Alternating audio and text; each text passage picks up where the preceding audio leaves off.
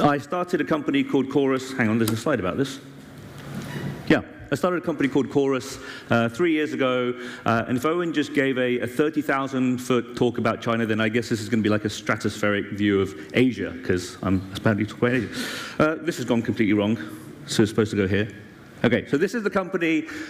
We've done 13 mobile games, and we primarily help indie developers reach Asia. So we focus mainly on Japan, China, Korea, Taiwan, Hong Kong, and Singapore. Like I said, we've done 13 mobile games. We've done 1 Nintendo Switch game as a publisher, and then we've also worked with some of these other guys on the right-hand side as a consultant, basically helping everything from business development to localization to making sure that their App Store pages look right, that kind of stuff.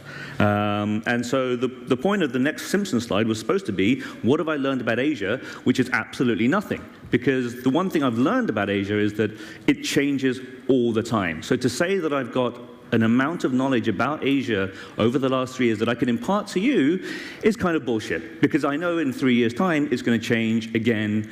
So that said, that's what my talk's about, so I guess I have to come up with something. So, a quick reminder about Asia.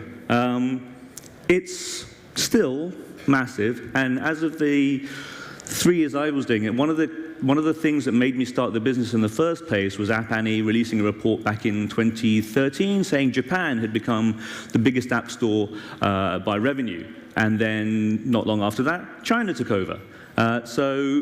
But whichever way you cut it, Japan and China are in the top 3, if not the top 2, across the world, followed by South Korea. So 3 countries in China form the top 5. I like this slide from App Annie. Mobile gaming revenue, iOS App Store and Google Play. The green hockey stick is China. The thing I like about this is that it says excluding China Android. So this excludes all the stuff that Owen was just talking about. So that's just iOS and the non-existent Google Play. It already takes them beyond the US. If you added Google Android to that, it would be, well, the scale would be wrong. You'd be having more numbers on the left-hand side. So it's kind of crazy. So the reason that I like to talk about this is because it's so, when people are making games in the West, and I mostly work with developers from the UK and Germany and Russia. When I talk to them and they say they don't really know what they want to do in Asia, it's kind of like saying we're going to ignore the US if you were making a game, but worse, because you're ignoring markets that are bigger than the US and growing faster than the US. So you kind of need to have some idea of what you want to do. Anyway, it's just a reminder, Asia's kind of a big deal. I don't know why I put these pictures in. Anyway. So there's 5 things that I kind of wanted to talk to you about, and I've tried to represent them in these pictures. And I don't know why. It seemed like a good idea at the time. So the first one is translation. So that was the Lost in Translation Bill Murray thing, if you remember that. So the first thing I really want to talk about is don't just translate. If you send your text file somewhere and you get the text files back and you put it in and you think you've done localization, you haven't. And 4 other things, but I'm going to cover each of those. So, as I said, translation versus localization. We do this obviously for our own titles.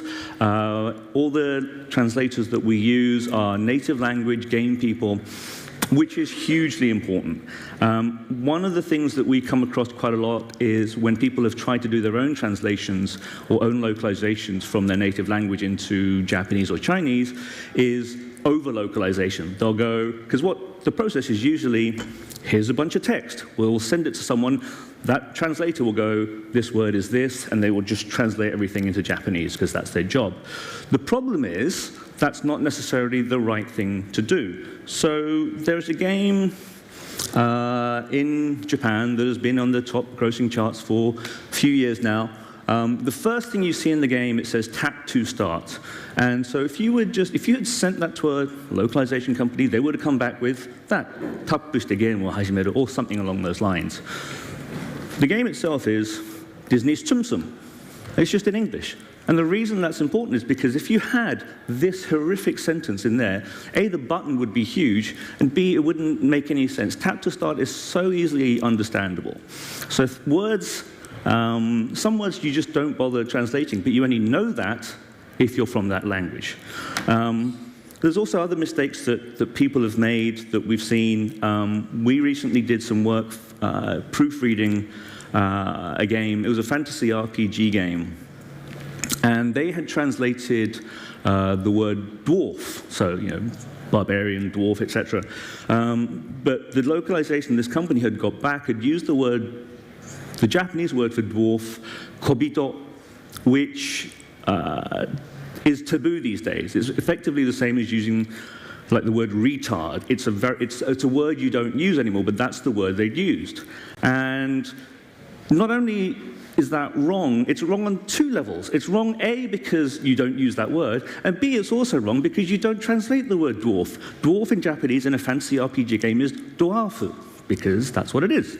So, again, unless you know that stuff, you run the massive risk of over-localizing. And again, that's why it's just important to know each market, what you're doing, and making sure that you don't make mistakes like that. And if you did that in China, then presumably you'd be banned, so even worse. Goals. Wow, slide has not worked well. That's a Japanese goalkeeper, by the way. That was the idea of that picture. So I'm sure you've heard a lot of talks and things about, and I mentioned it a few slides back, about how massive Asia is. For indies, it's super tough, and I think having spoken to a few other indie developers who come to these kind of talks, they'll go, it's great to hear about these phenomenal successes and how to get into the top 10 grossing. It's kind of irrelevant when you're a team of 5 to 10 people and you're just trying to make games as best you can. Does that mean you should forget about Asia because you don't stand a chance? My answer to that is no. You just understand what you're trying to achieve by going to Asia. And same with any market, really. Just have realistic expectations. The main thing is knowing that you need to have, obviously, a local expert and support so you know what's going on in there. And you're not probably going to make it into the top 10. You might not even make it the top 50 or top 100. But is the amount of money you're going to put into making something work in Asia going to be profitable? Are you going to get some ROI back for that investment? If it is, then you should absolutely, why wouldn't you consider it? And there's always the off chance that it will do well. What else have I written here? Oh, yeah. As for Western developers actually making it, because I've worked in the games industry for like 22 years or something like that. And I was working in EA Japan in 2000, 2001. Famitsu at the time released a list of the top 100 games that had sold that year, and these are all console games. There wasn't a single non-Japanese developed title, and I was working at EA and we had FIFA, and that wasn't anywhere near the top 100. Hasn't gotten much better.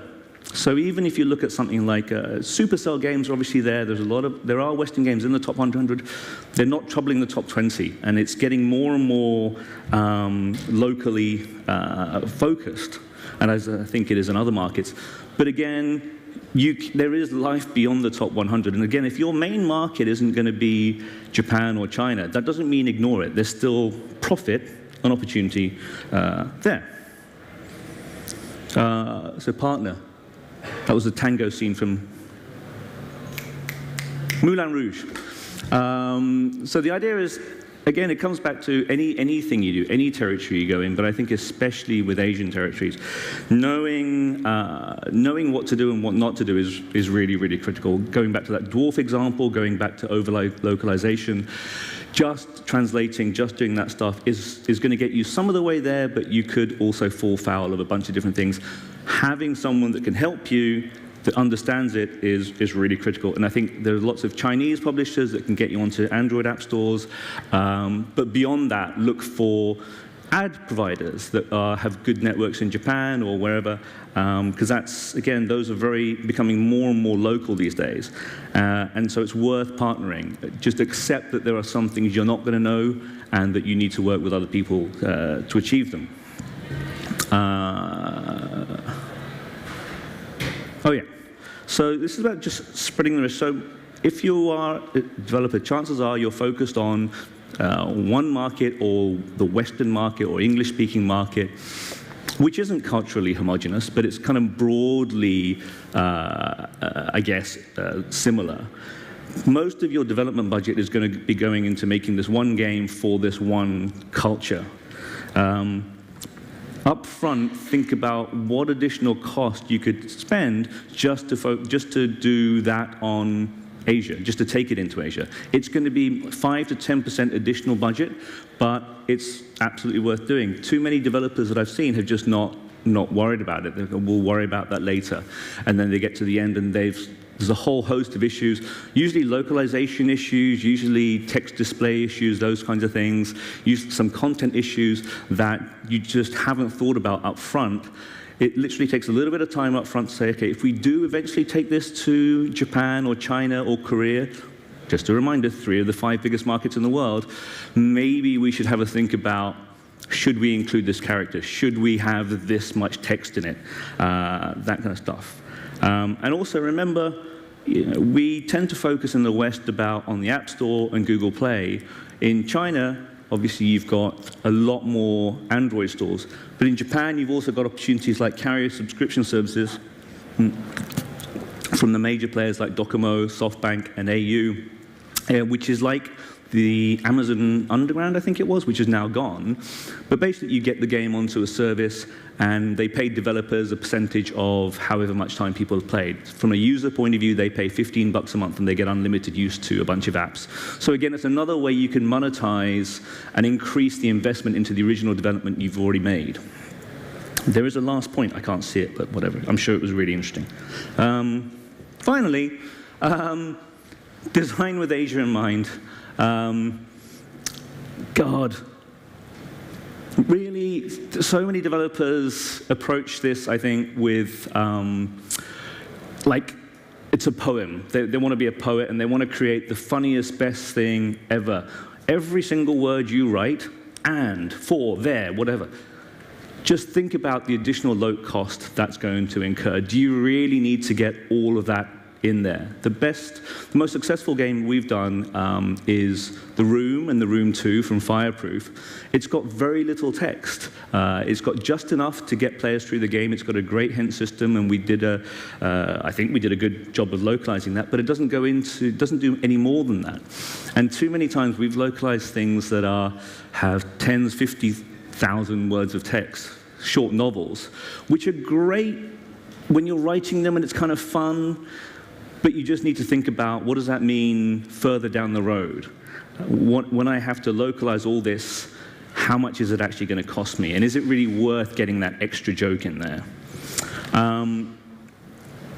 As much as I say keep Asia in mind, I would say don't pander to Asian tastes. Make what you're making. But don't try and be, I want to appeal to Asia, so I'm going to have this anime style. Because if you're not of that culture and you don't have like a Japanese or a Chinese or Korean artist working on your stuff, but you try to implement that style, chances are you're going to be found out. A Japanese consumer can tell the difference between a character drawn in, obviously, Japan versus one in China versus one in Korea, and certainly one done by someone in Liverpool, for example. They can just tell the style, and that's fine. So don't try and be Asian if you're not. Make your game, but just think about how can you then take your original cultural thing and make it easily enterable as a game for a foreign audience. And the last point, I like to make this point just because I think it's another pitfall that I've seen a lot of indies fall for, is ultimately think about what is the project you're doing. Is it the game you're making, or is it the business that you're building? Too many times, again, I think I've seen developers that are so focused on the game, and they put everything into just the game, they forget about, how am I going to fund making the next game? What's going to happen after this one? And we've worked with and we've published games from developers that no longer exist because they didn't think beyond that first game. And it's always a tragedy to me when you see great developers go out of business because they haven't thought about what happens further down the line. Wow, I'm really ahead of time. This is good. So yeah, that's really all I was going to say. I think for me, I spent 3 years bringing games to Asia. We've had some really great hits. We've had some average ones, and we've had some absolute flops. And it's hard to immediately tell which ones are going to be great, but I think that's just like anywhere else. The main lesson that I've had is for China Android, as soon as that became a big thing and we wanted to do stuff there, we knew that we couldn't do it ourselves. So even though we call ourselves an Asian publisher, which we are, we partner with Chinese Android publishers, and we've had great relationships with them. And they've done a great job for us. So I think the main thing, if you are thinking about going and taking your game to Asia, and I repeat, I think you should, because it's got that much install base and money, Scrooge McDuck picture. You really need to think about it, but just, don't try and make the next Puzzle and Dragons or Monster Strike for Japan, because you're not going to. If you want to have a top 10 grossing game in Japan, go and work for a big Japanese games publisher. That's the only way you're going to do it. Otherwise, make your game and just think about how you can translate that, localize that, and work and find good partners so that you can have some kind of success over there. I think that's it. I'm done. Thank you very much. Thank you very much, Shintaro, from Chorus World. We maybe have a time for a question, perhaps, before we move on to our next speaker, if there is anyone like to ask. Surely it's lunch. No, there's some more talks before. Okay. Then. Does anyone have a question? There we go. There's a question here in the middle. Hello. How do you think, is it possible to attack Asian markets from the distance, or you have to live physically in Japan or other Asian country for the time you are trying to enter Asian markets? I mean, I can only, I guess, our experience, I don't live in Japan, but I have guys working for me in Japan. So no, you don't need to be there, but obviously, if you want to have the best understanding, obviously it's more helpful to be there. But if you've been there for 6 months or a year and you think you know a culture, then you're going to be mistaken.